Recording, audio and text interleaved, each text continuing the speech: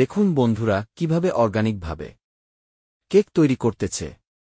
ভিডিওটি সম্পূর্ণ দেখুন। আপনি আপনার স্ত্রীর কাছে বসে আছেন, একটা ফুরফুরে মনে আনন্দ চিত্তে স্ত্রীর সাথে আলাপ করছেন, তার সাথে আপনি ভাব আদান প্রদান করছেন। আল্লাহর আরশ পর্যন্ত খুশি হয়ে যায়। সুবহানাল্লাহ, আল্লাহর আরশ পর্যন্ত খুশি হয়ে যায়। যতক্ষণ পর্যন্ত আপনি এইভাবে আপনার স্ত্রীর সাথে কথা বলতে থাকেন, স্ত্রীর কাছে বসা থাকেন, আপনার আমলনামার মধ্যে সওয়াব লিখতে থাকে। রাসূল পাক সাল্লাল্লাহু আলাইহি সাল্লাম এই কথা বলার পর এক সাহাবী বললেন, ইয়া রাসূলুল্লাহ, স্ত্রীর সাথে একসাথে শুবো, একসাথে ঘুমাবো, একসাথে খাবো, একসাথে তাকে আদর করব, এটা কি সওয়াবের কাজ হতে পারে? রাসূল পাক সাল্লাল্লাহু আলাইহি সাল্লাম বললেন, আচ্ছা তোমার স্ত্রীকে না নিয়ে তুমি যদি আরেকজন স্ত্রীর কাছে বসে থাকো, আছে কিনা? আছে কিনা? মজাই লাগে, উনিও খাইবেন, রেডি থাকেন।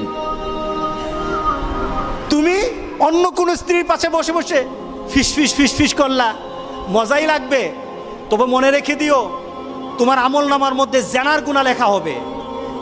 তুমি যতক্ষণ তোমার স্ত্রীর কাছে বসা থাকবে, জান্নাতের দরজাগুলি তোমার জন্য খোলা আরম্ভ হয়ে যাবে। আর যতক্ষণ পর্যন্ত পরস্ত্রীর সাথে বসা থাকবে, ততক্ষণ পর্যন্ত তোমার আমলনামার মধ্যে গুনাহ লেখা হবে কিনা। সাহাবাই কেরাম বলেন, ইয়া রাসূলুল্লাহ, অন্য স্ত্রীর সাথে বসলে তো গুনাহ তো হবেই, তাহলে তার উল্টাটা তোমার হালাল বউর সাথে বসলে, তোমার হালাল যাকে হালাল করেছো তার সাথে বসলে সওয়াব হয়ে যাবে। সুবহানাল্লাহ, সুবহানাল্লাহ। আপনি আপনার স্ত্রীর কাছে বসে থাকো, আছে কিনা? আছে কিনা? মজাই লাগে, উনিও খাইবেন, রেডি থাকেন।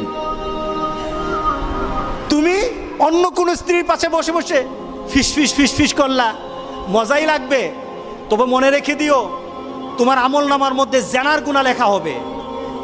তুমি যতক্ষণ তোমার স্ত্রীর কাছে বসা থাকবে, জান্নাতের দরজাগুলি তোমার জন্য খোলা আরম্ভ হয়ে যাবে। আর যতক্ষণ পর্যন্ত পরস্ত্রীর সাথে বসা থাকবে, ততক্ষণ পর্যন্ত তোমার আমলনামার মধ্যে গুনাহ লেখা হবে কিনা।